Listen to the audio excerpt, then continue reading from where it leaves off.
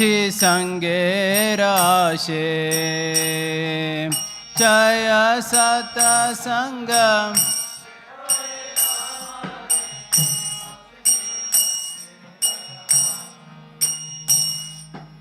એકાકી અમાર નહીં પાય ભલ હરિનામ સંકીર્તને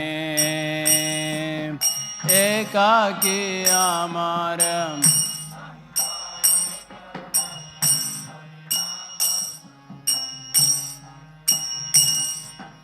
તુમે કૃપા કરી શ્રદ્ધા બિંદુ દિયા દેહો કૃષ્ણ નામ ધને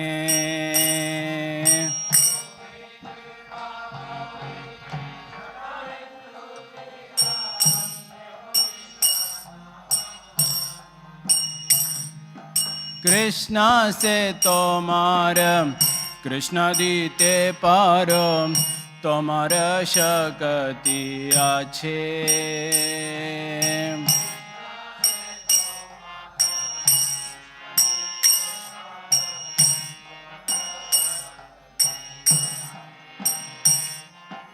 आमी तो कंगाल कृष्ण कृष्ण बोली दायिताव पाछे पाछे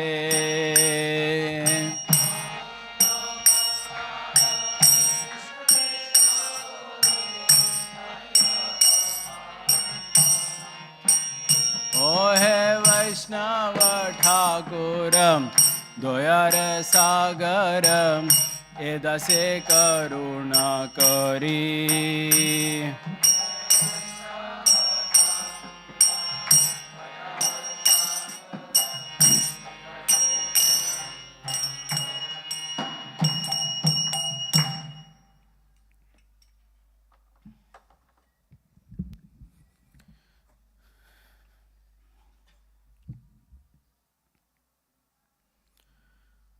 ઓમ નમો ભગવતે વાસુદેવાય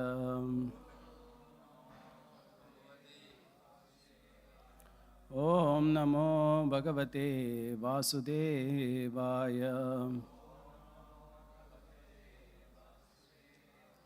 ઓમ નમો ભગવતે વાસુદેવાય નારાયણં નમસ્કૃત્ય નરં ચૈવ નરોત્તમં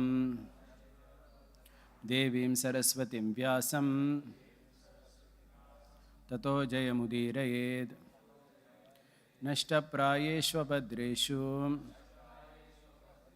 નિત્યં ભાગવત સેવયા ભગવતીરુત્તમશ્લોકે ભક્તિર્ભવતિ નૈષ્ટિકી કૃષ્ણાય વાસુદેવાય દેવકી નંદનાય ચ નંદગોપકુમારાય ગોવિંદાય નમો નમઃ ઉમજ્ઞાનતિમિરન્ધસ્ય જ્ઞાનાંજનશલાકય ચક્ષુરુન્મિલિतं येन તસ્मै શ્રીગુરવે નમઃ श्रीचैतन्यमनोभीष्टं स्थापितं येन भूतले स्वयं रूपः कदा मह्यं ददाति स्वपदान्तिकं नमो ॐ विष्णुपदाय कृष्णपृष्ठाय भूतले श्रीमते भक्तिवेदान्तस्वामिनिति नामिने नमस्ते सरस्वती देवे गौरवाणी प्रचारिणे निर्विशेषशून्यवादी पाश्चात्यदेशतारिणे नमो महावदन्याय कृष्णप्रेमप्रदायते कृष्णाय कृष्णचैतन्य नामिने गौरत्विषे नमः हे कृष्ण करुणा सिंधो दीनबंधो जगत्पते गोपेश गोपिकाकांत राधाकांत नमोस्तुते तप्त कांचन गौरांगी राधे वृंदावनेश्वरी वृषभानुसुते देवी प्रणमामि हरिप्रिये वाञ्छाकल्पतरुभ्यश्च कृपा सिन्धुभ्य एव च पतितानां पावनेभ्यो वैष्णवेभ्यो नमो नमः जय श्री कृष्ण चैतन्य प्रभु नित्यानंद श्री अद्वैत गदाधर श्रीवासदि गौरभक्तवृंद हरे Krishna Krishna Krishna Hare Hare Hare Ram Ram Ram Hare Hare.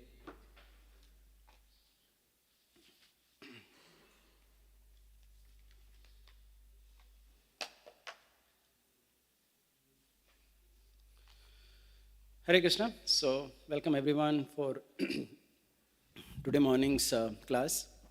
So, since there are appearance and disappearance of so many great personalities, I was told that we will not take a verse today. So, we are just going to speak on the different personalities. So, I would like to start with Srimati Vishnupriya Devi, whose appearance day is today. When we remember Vishnupriya Devi, what comes to our mind is her sacrifice, her, her long life of separation from the Lord.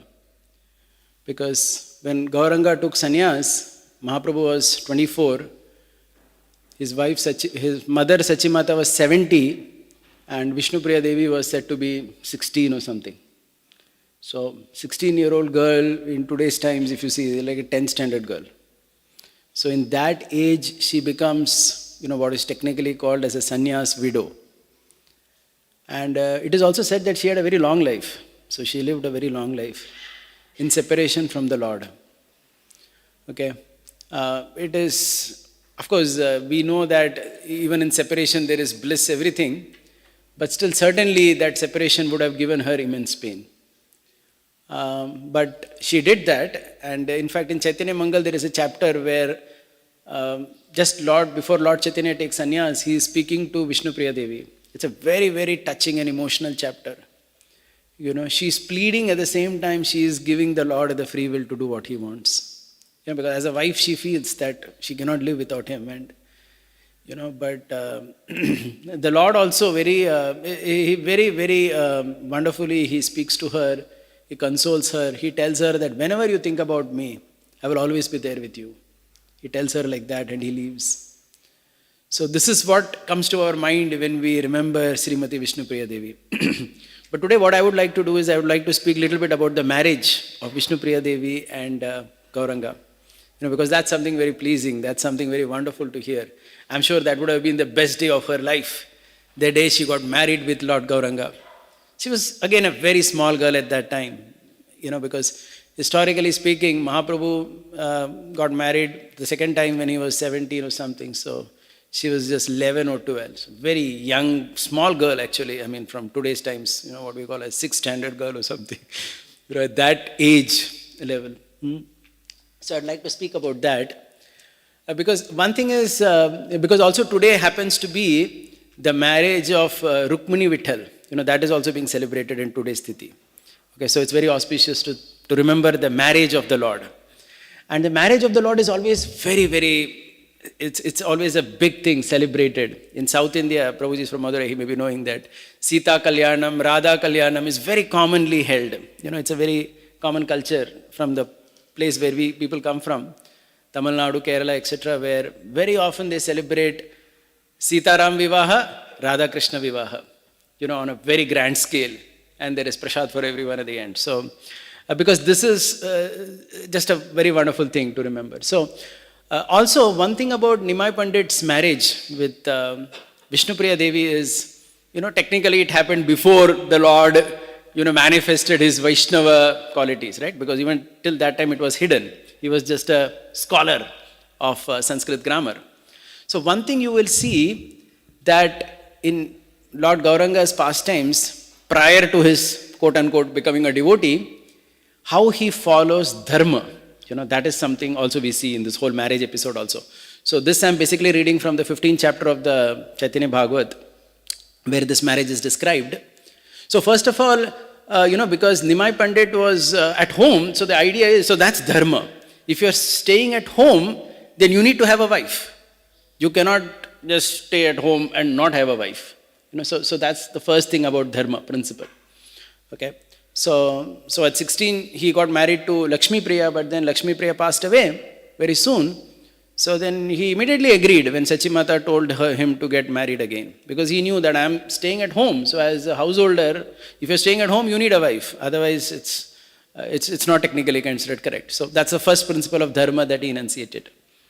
In this particular chapter of Lord Gauranga getting married, the first part is about the Lord's pastimes as a scholar, as a pandit.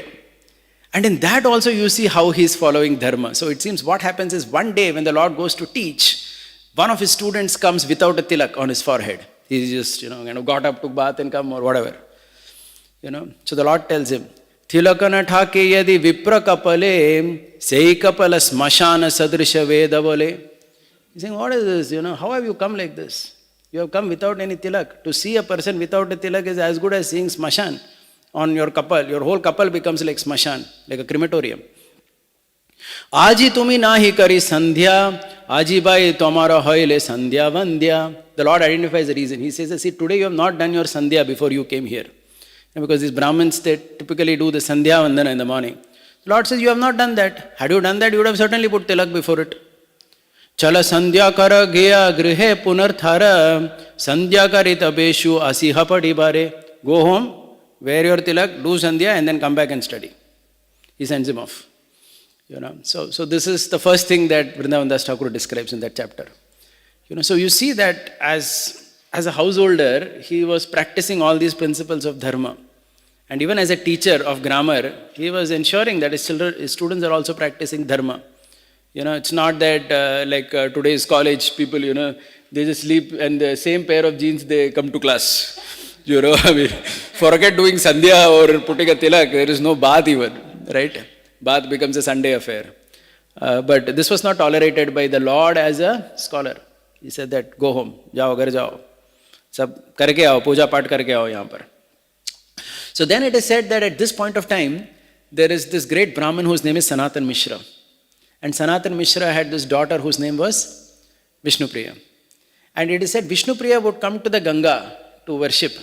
And that time Sachimata would see her. And Sachimata would bless her that you should get a very nice husband. In today's times actually, if you tell girls that you will get a good husband, they think, what is this? I'm independent. Why do I need this blessing? Why a husband? But it was not like that. And also Sachimata, as she was giving the blessing, she was also thinking that it will be very nice if I only get her as my daughter-in-law. She was thinking like that in her mind. And there was one Brahmin in Navadvip whose name was Kashinath Pandit.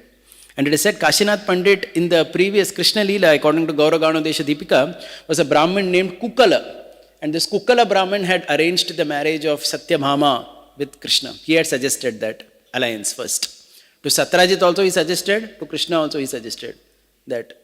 So typically there are these Brahmins, and that's considered the work of a Brahmin actually, to understand, who can get married to whom, and a Brahmin householder does this kind of matchmaking. Even for Lakshmi Priya's case, there was another Brahmin, Vanamali Ghatak. Here this Brahmin is Kashinath Pandit. So he tells Sanatan Mishra that, baat chalaun kya unke saath? And yahan par bhi aake bola, should I talk? And both parties agreed.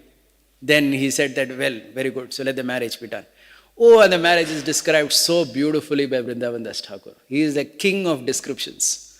If you just see that description, it's almost like 150, 200 verses he describes the marriage. So the first thing he says is that there is this great wealthy man whose name is Buddhimanta Khan, who is one of the neighbors of Gauranga. So he says that I will sponsor the entire wedding. Obviously, Mahaprabhu was, poverty, he had taken that particular role of a poor Brahmin. So Buddhimanta Khan says, I will sponsor this wedding, and this wedding will be such a wedding that nobody would have seen such a wedding ever. Aisa shaadi kisi ne dekha hi nahi rahega. So he arranges that wedding. And that wedding is described in terms of the musical instruments that happened, the puja, the processes that happened. Everything is described by Vrindavan Das Thakur. For example, he describes that, when the Varamala was exchanged by Vishnupriya Devi and Gauranga, how the relatives of Gauranga lifted him high. And the relatives of Vishnupriya also lifted her very high. There was a competition, who will put the garland first. These things happen actually routinely in marriages. All that also he describes in detail. And another thing he describes where Mahaprabhu's, dharma parayanata comes into picture. So what had happened was Buddhimanta Khan had kept gifts to give people. Like in marriages they give return gifts and all that. He had kept gifts.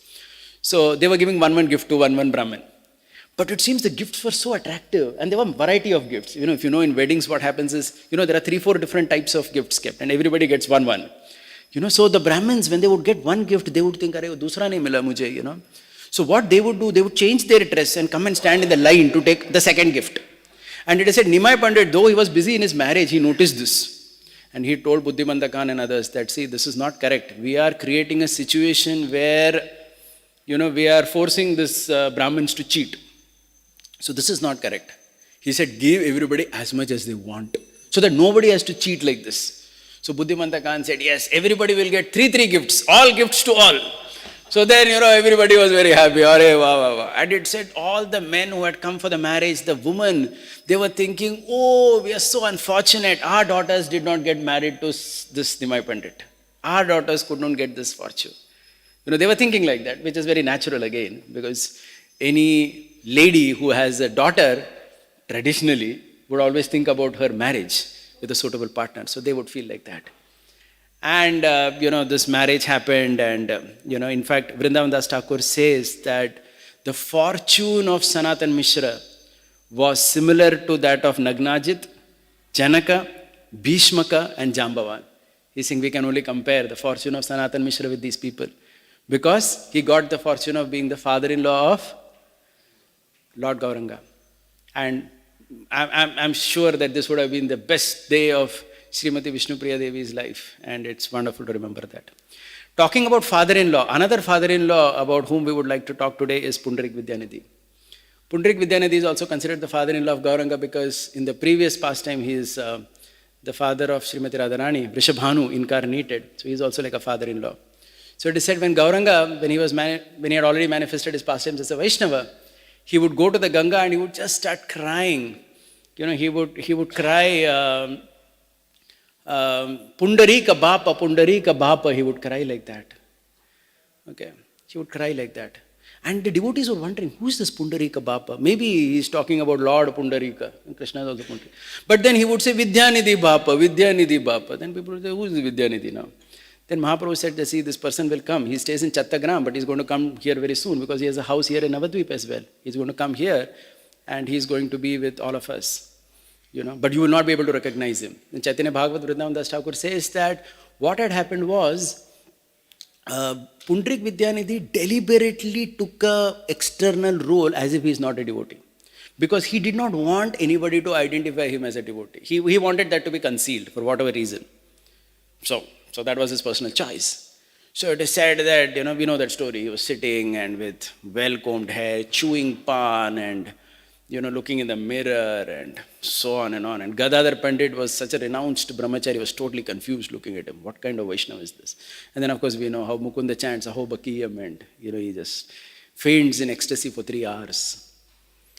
But it's very surprising that the same Pundarik Vidyanidhi who was misunderstood by Gadadhar Pandit, he also ended up misunderstanding another set of Vaishnavas. So this happens in the last chapter of Chaitanya Bhagavat. So Chaitanya Bhagavat, the last chapter, is about Pundarik Vidyanidhi coming to Nilachala. So when he comes to Nilachala, there is this festival called Odana Shashti. So this happens on the 6th day of the waxing moon in the November-December month, where winter season begins and the Lord gets a new dress. And what had happened was, they had offered a starched dress. So generally the culture, according to Shruti and Smriti, you cannot wear a starched cloth. Okay, so that's why traditionally, technically, whenever we buy a cloth, we are supposed to wash it and then only wear, because starch is considered contaminated. But in Jagannath temple, the pujaris took that starched dress and put it for Jagannath. So Pundarik Vidyanidhi was completely, after the festival was over, as he started walking out, his best friend was Sarup Damodar. So we need friends with whom we can share our heart also, where we can say honestly, मेरे को नहीं अच्छा लगा यार ये festival, ठीक नहीं था ये. So they started walking and he started telling him, hey, see, I didn't like this. So Sarup Damodar said, what happened? He said, no, what is this? They are offering all this starched dress to Jagannath. Shouldn't they wash it? Sarup Damodar said, no, your Jagannath is very merciful. He takes everything. He said, he may be merciful, but for the devotees, regulative principles are there, right? Smriti, Shruti, Smriti, everything is there. How can they touch the starched cloth? So Sarup Damodar was kind of putting it down and saying, it's okay, it's like, this is happening since a long time, the king doesn't object, nobody objects, chal raha hai, it's okay. And then we know that night what happened. There was this dream, okay, where for 48 minutes, Pundarik Vidyanidhi says, Jagannath and Baldev were slapping him left and right, saying that, hey, you think you're a big Brahmin? You think by coming here, looking at this festival, your jati is going. Why don't you go back to your house? Why have you come here, sitting here, criticizing my people, my servants? I like this festival. You have any problem? So they started scolding him and Slapped him. Jai Jai Shri. Radha Singh Bhagwan ki jai. So basically, right, slapping him for 48 minutes. And it is said that when he got up, he realized it was not just a dream, there were actually marks, swollen cheeks he had. And he was like, oh my God. And the next day, what happened? So every day he and Pundrik Vidyanidhi, Sarup Damodar would go to the temple. This day he did not come out only. So Sarup Damodar came to his house. Kya ho gaya? Morning program late, attendance mark nahi kiya, sign nahi hua bahar. So he comes, then he says that, Sarup Damodar said, what happened to your cheeks? Who beat you black and blue like this? So he says, see, I'm very embarrassed to tell you, but I have to tell you the truth. Such a thing happened in my dream. Sarup Damodar is ecstatic. He is saying, I have never heard such a mercy. I have heard all types of mercy in this world. This type of mercy I have never heard, where the Lord comes and slaps somebody in their dream left and right. You are really fortunate. He glorifies. I said, Pundrik Vidyanidhi also knows he is fortunate, but he is very ashamed also. He says, see, till these cheeks, become normal, I am not coming out only of the house. So he said, you only go for the morning program. Bhej diya usko. Right? So in that chapter, in fact, Vrindavan Das Thakur concludes the entire Chaitanya Bhagavat by saying how, in fact, Vrindavan Das Thakur says one thing very interesting, which I would like to quote here. He says that, who will not get such dreams? So he says, look at this. Ye yavana gane ninda hamsa kare de ki swapna nahi paye. He's saying all these yavana people who are there. No, I don't want to say who are the yavanas, everyone knows them. All these yavanas who indulge in ninda and himsa, who are very violent and these kind of people, they will not get such dreams. He's saying, they will not get such dreams because the Lord will not be merciful on them and give such dreams. So he says like that. And then he concludes the chapter by saying how Lord Chaitanya would always call him Pundarika Bhapa, Pundarika Bhapa. In this way he would, address Pundrik Vidyanidhi. Talking about Bapa and Putra, the next personality we would like to touch on is Raghunandan Das Thakur, whose appearance again is there. Okay, so in fact, who is Bapa, who is Putra is the question. So Mahaprabhu would ask. So there was Mukunda Sarkar, his brother Narahari Sarkar, and Mukunda's son Raghunandan. These three were celebrated devotees. Lord Chaitanya, they are such an intimate part of Lord Chaitanya's pastimes. Every Jagannath Rath Yatra, when there were 7 groups dancing, one group was from Srikhanda, where Narahari was dancing, Mukunda was singing. Mukunda and Raghunandan. So this was this family. And one day Lord Chaitanya asked Mukunda dasera pucha sachira nandana, tumi pitta tomara putra Shri Raghunandana, kipa Raghunandana pita tumi taratanaya, nishchaya karya kaha yauvaka samshaya. Lord Chaitanya says, who is father, who is son? Mukunda, tell me clearly. Are you the father, he is the son, or he is the father, you are the son? From this question only it is clear, he wants a different answer. Correct? Otherwise he would not ask such a question. Gauranga's question itself made it very clear why he is asking this. Look at Mukunda's answer. Mukunda kahe Raghunandana mora pita hoya, amitara putra ye marma nischaya, amasabara Krishna bhakti Raghunandana hoite, ataiva pitta Raghunandana amara nirnate. So he says, he is the father, I am the son, because he has Krishna bhakti. Suni harshe kahe Prabhu kahila nischaya, yahan hoite Krishna bhakti se guru haya. What you said is right. Who has Krishna bhakti? He is the father. Okay, so in this way they have a very sweet pastime, right? But I would like to say here, besides, I'm sure that Mahaprabhu, when he's speaking to Mukunda in this way, he wants to highlight this particular point. What is the point? That who knows Krishna, he is the superior person, who is the guru. That's what in fact Chaitanya Mahaprabhu says at the end. Yahan hoite Krishna bhakti say guru haya, he is the guru. But still, certainly, without a doubt, Raghunandan was also extremely fortunate to have had such a glorious father like Mukunda Sarkar and an uncle as Narahari. In fact, all three of them, Mahaprabhu would give them different services, right? Mukunda was told to earn material spiritual wealth. Narahari was told to be with the devotees and chant and dance and preach. And Raghunandan was asked to worship the deity form of the Lord. Speaking about Raghunandan, I would like to touch on this one particular aspect, that how children in general, they tend to be, very, very innocent, and even taking bhakti for them is actually very easy. And this is true across the board. Of course, Raghunandan was an extraordinary Vaishnava, there's no question. That's why I'm saying this, the innocence of Raghunandan. When he offered that laddu, saying that, Hare, Lord is not eating this laddu. How is this happening? The children have that natural innocence, which is there across the board. I mean, we used to have this experience when we used to run this Krishna's Kingdom Center in our building. There were so many children who would come, and there were some children, what they would do is, 10 times a day they would see us, going out, coming in. Every time they would see us, Hare Krishna sir, they would say. And we would also get a bit, sometimes, kitna bar Hare Krishna bolne ka, 16 wala ho gaya mera already. Hare Krishna, Hare Krishna, Hare Krishna. So, there were children like this, always Hare Krishna. So, they were normal children actually. But children have that innocence. It's only when we become big and, all these conditionings come up, it becomes masala actually. Radhanath Maharaj in one lecture, he was saying, even child monkey, when a baby monkey is very innocent. He's very playing, he's very this thing. Only when they become big, they have a boyfriend, girlfriend, start barking at others and all that. Otherwise, children in general have an innocence. And it is at that time, if they take to bhakti, their natural, that bhakti also comes up very nicely. It comes up very naturally for them. So that is like a double fortune, Actually, our Sundaragani Prabhu is there. With his permission, I'll just say this, that I heard this, when his daughter, Sriji, 8-year-old girl, when she was, in her last days, it seems the family had asked this girl, which type of picture would you like to see? So generally, when you ask a child which type of picture you want to see, most of us would say, I want to see some Radha Krishna or, some gopis or something. This 8-year-old girl, she told the family that I want to see the picture of Prahlad, being thrown from the mountain, falling down. I want to see that picture. And that's what they showed that girl. The point is that 8-year-old girl could connect to it. She felt herself in that situation like Prahlad. And she felt, this whole disease and this whole experience like being pushed from that mountain. And, she could feel Krishna, she was looking for Krishna in that particular situation.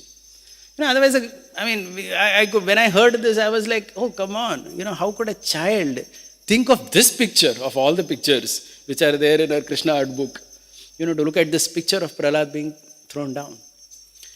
So what this basically indicates is children have that innocence. And if they get a parent, if they get a father, if they get like this, and that was Raghunandan's good fortune.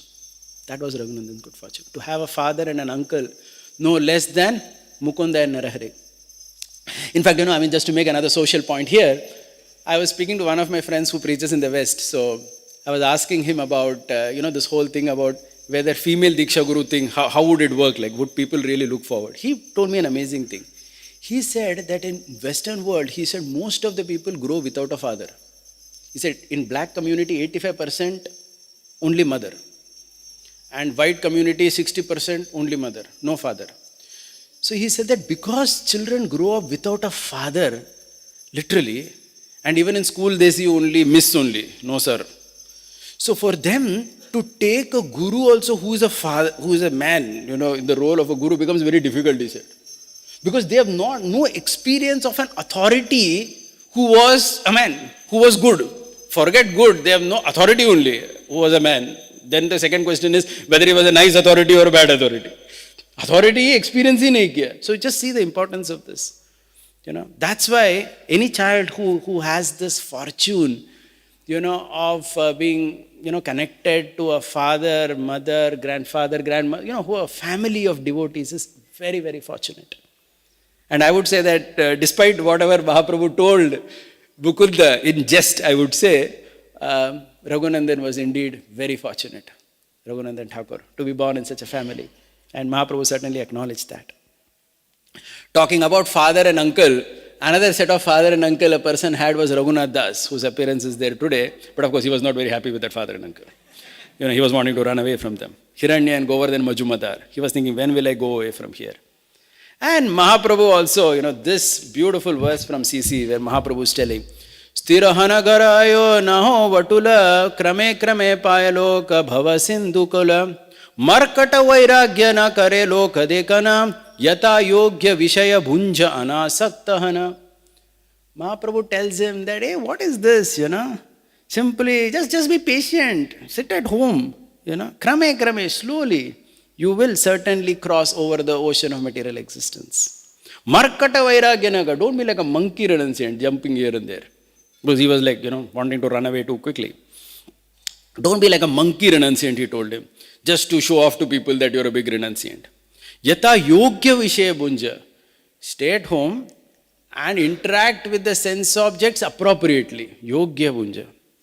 Anasakta haya. Anasakta. Beautiful. What a word this is. Huh? That's like the key of the Bhagavad Gita. Anashrita karma phalam karyam karya samotya. Sa sannyasi cha yogi cha nanaraktir na chakriya. Krishna says in 6th chapter, 1st verse. Anasakta karma phalam. For everybody this is valid. So like I was doing this course on hermeneutics recently with Urmila Mataji. So, she was giving these examples. So the whole point in hermeneutics is to understand which sentence is what is called as universally applicable, eternal, universal and trans-contextual statement. Okay, that means the whole point is when we read Shastra, when you read a statement, is this statement eternal, universal, trans-contextual? Then only it applies to everybody. So she was taking another example, which is again of Raghunath Bhatta Goswami, where what happens is Lord Chaitanya tells him, do not marry. Okay, so we all have read that in CC, right? It tells him, do not marry. And Prabhupada also in the purport, he says 10 more things beyond that. So then she took this particular verse and she said, is this falling under this category? Is it eternal, universal, trans-contextual? So the idea is that no, it's not.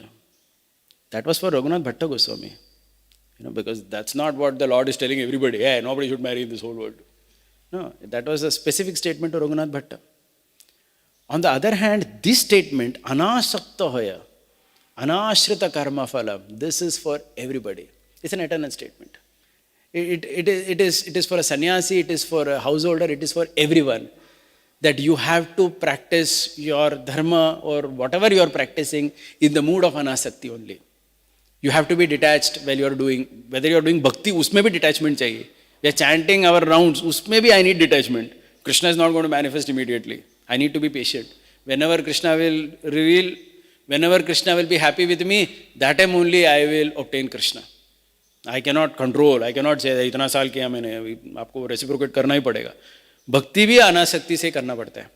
Correct? So this is that kind of statement. Okay. Another thing about Raghunath Das Goswami which I would like to speak is how Mahaprabhu, this point is made by Gaurang Prabhu, very nicely he makes this point, how everyone cannot do every type of service. Okay, the beauty of the Goswamis is Mahaprabhu sent the Rupa, Sanatana, Jiva Goswami, Raghunath Das, he sent to Vrindavan. Why did he send? Because they had a mission. And for mission, you need a person who knows how to deal with the power and the powerful. Okay. And Raghunath Das was like that. See, being born in a big family, I mean, we know only the side, okay, he was chanting 128 rounds daily, we know all that. But in the CC, there are stories also which say that how he was very, he had that sharp diplomacy in his, because when you are born in such a family, you have to deal with such people. You have that background. Bade logon ke sath kaise deal karne ka? And he knew that. And that's what Gaurang Prabhu says, that the Goswamis who were sent to Vrindavan, they all come from such background. So this whole idea that anybody can do anything doesn't work. Okay. So he says, there were simple devotees also, like, Gadadhar Pandit or Haridas Thakur or someone, who never had any political interaction. So that's fine. So they were with the Lord in Jagannath Puri. But Rai Ramananda, he was the only person interacting with Prataparudra. Similarly, these Goswamis, Raghunath Das. Talking about Raghunath Das, this beautiful story is there, right? How, his father, Hiranya and Govardhan, they were collecting 2 lakh coins monthly, gold coins, in tax. And the rule was 1.5 lakh they had to give to the king and 50,000 was for them. But what they were doing is, they were giving only 1.2 lakh gold coins to the king. 80,000 they were keeping. Hota hai na thoda business mein. So there was this Muslim Chaudhary, he was very upset because they were doing this and they were not giving him a cut commission, because he was also like a Chaudhary only there. So one day when Hiranya and Govardhan had gone out somewhere, they both come. This fellow comes. And let's see how Raghunath Das talks to him. Look at that. Amara pita jeta haya tomara dui bhai, bhai bhai tomara kalaha kara sarvadai. He says, my brother, my father and jeta, my uncle, and you are brothers. Brothers mein kabhi kabhi hota hai thoda. Kabu kalaha, kabu priti, ihara nischaya nai. Sometimes there is kalaha, sometimes there is love. Kalipuna tina bhai hoibe ekatani. Tomorrow all three of you will sit together and, have friendly relationship.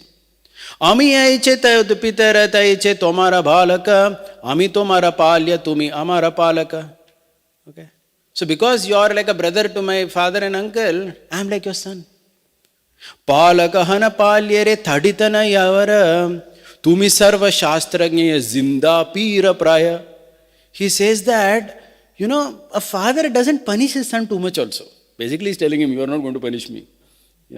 Just see this diplomacy. You should know how to deal with this Muslim Chaudhary. This fellow had come with an intention of beating up him, or he will do anything. The madman. Right? He calls him Zinda Pira. He's saying you are a living saint. And then look what happens to that fellow. Yeta suni srei mlechera mana ardra haila dadi vahi ashru pade kandite lagila. Hearing this, that Mlecha's heart became soft. Melt ho gaya ho Raghunath Das ke samne. What happened? Dadi vahe ashru. He had a big dadi. That dadi became wet with his ashru. Kandite lagila. He started crying. Oh my son, oh my son. So this is the intelligence. So this is why, this is one example. Why these kind of people were sent to deal with all these Rajputs and everyone over there. Buy land, make temples. You need to have that intelligence, right? How to deal with people. Otherwise you cannot do anything like that. And that's what we learn, right? Talking about Mahaprabhu's, this kind of statement to Raghunath Das, I'm going back to that, where he told him that, don't be like a monkey jumping here and there, just stay and do your duty properly. Another example which you would like to take, whose appearance is today, is Sant Tukaram. Okay. Sant Tukaram, whose appearance is today, we generally think, when we hear of Sant Tukaram, we imagine someone who was, just out of the world and, had nothing to do with anything. But there are so many stories where he is like very, very grounded in terms of how he interacts with people. I'll just like to take two of it. Well, obviously, we're running out of time. Just another 5 minutes. I have another 6 stories to tell. So, Sant Tukaram, so there was this one person in Dehu. He was belonging to a Teli Jati. Teli Jati means people who make oil. Right? He belonged to that community. So what he started doing, this fellow, he also started writing Abhanga, like Tukaram. This is something, see what happens is in this story, what we understand is, we should speak or sing or do everything according to our realization. Just because my spiritual master is, speaking about Trinadapi Sunichena, humility, love, if I start speaking about that, it would look like a joke to people, because I'm just not there. People wonder what happened to this guy, he's suddenly talking about humility and all that. It doesn't seem only in his persona. So basically, we need to speak and sing or whatever writings according to our genuine realization. Otherwise, it becomes very artificial, very superficial. So this is what happened. This Teli guy, what he did, he started writing Abhanga like Tukaram was writing. Generally, we may think, oh, first class here. And Tukaram is writing high-level poetry. He is also writing like that. So Tukaram called this fellow and told him that, why are you writing like this? It doesn't seem very, natural. Why don't you write songs where you see Vithala in your position? So he said that I am just removing tail every day. So Tukaram, it is said, composed 2 Abhangas and showed him, see how in removing oil, in that process you can see Vithala. In that you connect to Vithala. Rather than, writing hi-fi poetry, which perhaps, may or may not be at your level. And that Teli understood, this makes sense actually. This makes sense, So this is basically the Bhagavad Gita, right? Swakarmana thammabhyarcha siddhim vindanti manava. Staying in your position, you do what you're supposed to do. And this another story of Tukaram is with Shivaji Maharaj. Where Shivaji Maharaj at one point of time, because dealing with the world is always very, very taxing. So Shivaji Maharaj always, Rajakiya, Kshatriya Dharma. There's a story, I don't know whether it's a folk tale or whatever, but he wanted to give up everything and just stay with Tukaram. And Tukaram composes this song. If Shwetadi Prabhu, sometime we can hear from him that Abhanga. But, the starting lines is Kula Dharme Jnana. Beautiful bhajan. So he writes his Abhanga, Kula Dharma. He's saying that from Kula Dharma, from what you are doing, you will get jnana, you will get your sadhana, everything you will get from it. Stay in that, and then there is a second song also in that story where he sings Nama Geta Uta Uti. In your position, you chant the name of Krishna, Vithala. You don't have to, he tells Shivaji that you don't have to give your Kshatriya Dharma and become like me or something. So this is Santa Tukaram, very, very, he's a Paramahamsa, but extremely grounded while dealing with people. Extremely grounded while dealing with people. And today is also Vithala Rukmani's marriage, so something about Vithala in this context. So this is very sweet again. His wife Avli, Tukaram's wife Avli. It is in one sense like, she just couldn't handle her Paramahamsa husband, literally. It's like, she was a nice woman actually, but the normal woman getting married to Paramahamsa, becomes, it's very difficult. But she loved her husband so much, always getting food wherever he was. And we know that story, she comes to one hill and Vithala, and thorn goes in her feet and Vithala comes to remove and he tells his name as some Kaliya or whatever he says, and she becomes very angry. Same name as that Kaliya, who has spoiled my whole family. He takes a stone and starts throwing, and Vithala starts laughing over there. That story is also very beautiful. What that story shows? That story shows that the Lord, this comes in nectar of devotion, because if you see, Rupa Goswami says, the Lord relishes all rasas. Not only the favorable rasas, even rasas like astonishment, anger, jealousy, envy. All those stories are there in NOD. See, this is the difference between Abrahamic religion and our Krishna. If somebody were to tell an Abrahamic religion person, that God came and I took a stone to throw, they would say you are going to hell only. Because there this understanding is only not that you can become momentarily angry also with God. Ho sakta hai, kyun nahi? So the so-called atheism of Avli was circumstantial atheism. It's not a deep-rooted Richard Dawkins kind of atheism. It's like, you just, your husband is just always lost in Vittal, so you're angry with Vittal. That's all. There's nothing more than that to see. And the Lord also didn't take it seriously. He was just laughing it out. And Tukaram also did not take it seriously. Right? He was also like, okay, Of course, there was another personality whose appearance is today, who also got married to a very simple, ordinary woman, that was Vishwanath Chakravarti Thakur. So Vishwanath Chakravarti Thakur, he was there in one of the most troubled times in Indian history. I was just going through when he was in Vrindavan. He was between 1650 and 1708. Peak time of Aurangzeb rule. Full Aurangzeb, when he was ruling in Delhi, Vishwanath Chakravarti Thakur was there in Vrindavan. Not easy at all to be at that time. And there is the story that he was married in childhood itself. But as it was those days, so he went to learn from his guru. His guru was Krishna Charan Chakravarti, who was fourth in line from Narottam Das Thakur. And Krishna Charan Chakravarti, after educating him, he told him, you just go home, at least, because his family was telling, what is this? He got married, he never came home only. So at least one night he should come and this and that. He should come back home. So he says, okay, go home. So he goes. And there are two versions of the story. One version is that he comes home and whole night he talks about Krishna to his wife. And his wife also tells him, she understands that this fellow is gone case, he's not someone who will stay with me and, live a normal married life. She says, you can go, and he comes back. There's another story is that, there's another version of the story where he goes, Vishwanath Chakravarti Thakur goes to his house, his wife is sleeping, he also sleeps next to her, but whole night he's sitting and chanting. And next day he just comes out. He couldn't just connect to that whole environment or whatever. So there are these two stories. Okay. But more importantly, Vishwanath Chakravarti Thakur, his contribution is something, I'm not going to touch too much on that, but he was like, as I told you, very, very difficult times. There were two difficulties. One is all the Goswamis had already passed away by that time, 1650, right? All the prime, the time he was there, 1700, that era, the chief Goswamis, etc., they had all departed already. And there was a lot of confusion in Gaudiya Vaishnavism also. Because what had happened was Jiva Goswami towards the end, he had written one thing about how Radha Krishna get married.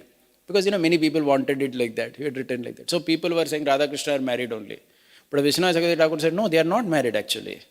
And just for this reason, there were people trying to kill him. Now you can imagine, what kind of a thing. Vrindavan, UP of course is always famous for Gundagardi and all that. Looks like from that time only there was a lot of Gundagardi. So there was this whole group of people who went to kill him for this reason. And it is said that when they approached, Suddenly Vishwanath Chakravarti was not there only. There was a lady who was brooming.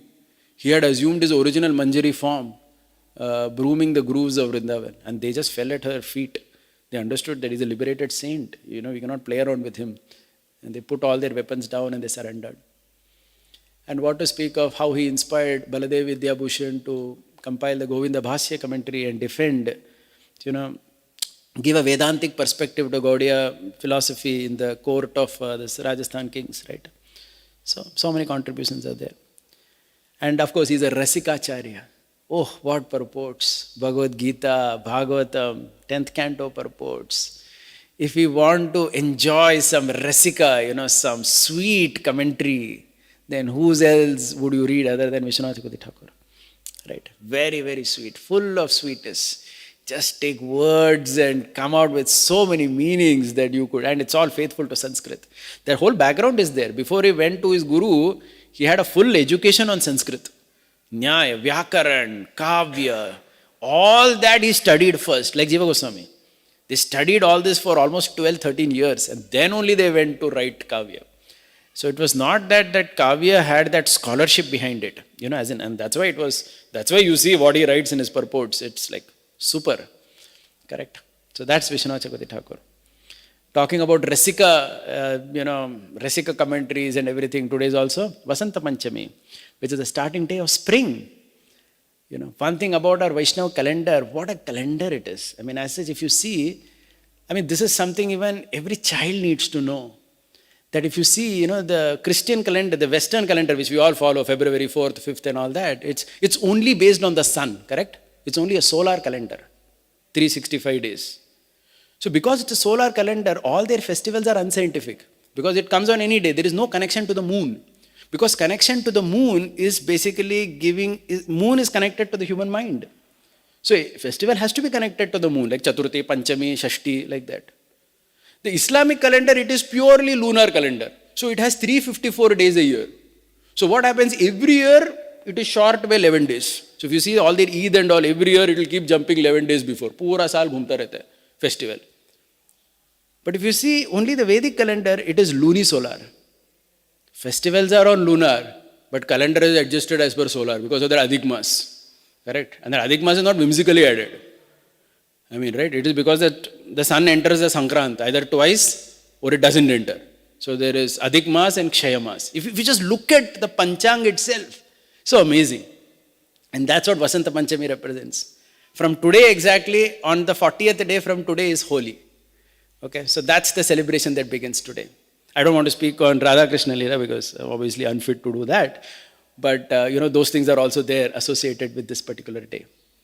And the final thing that is there in today's Sthiti is also Saraswati Puja. This is the day. Saraswati Puja is done a couple of times in a year. One is today and also during the Navratri time. It is done because she's the goddess of learning.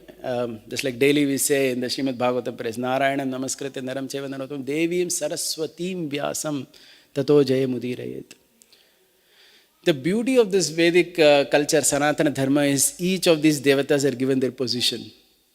Especially for children, these particular days are considered important, like Saraswati Puja, because they are supposed to be acquiring knowledge. They have to connect to these deities, this energy, that is available, especially on these particular occasions, so that they are nourished and they grow ahead. Okay, I think we are timed out. Thank you very much for your patient hearing. It was like, I had to cover different things and whatever. So let's. Shri Vishnu Priya Devi Avirbhav Mahamotsav ki, Shri Pundarik Vidyanidhi Avirbhav Mahamotsav ki, Shri Raghunandan Thakur Avirbhav Mahamotsav ki, Shri Raghunath Das Goswami Avirbhav Mahamotsav ki, Shri Santa Tukaram Avirbhav Mahamotsav ki, Shri Vishwanath Chakravarti Thakur Avirbhav Mahamotsav ki, Srila Prabhupada ki, Nitaya Gaura Premanande. All glorious assembled devotees.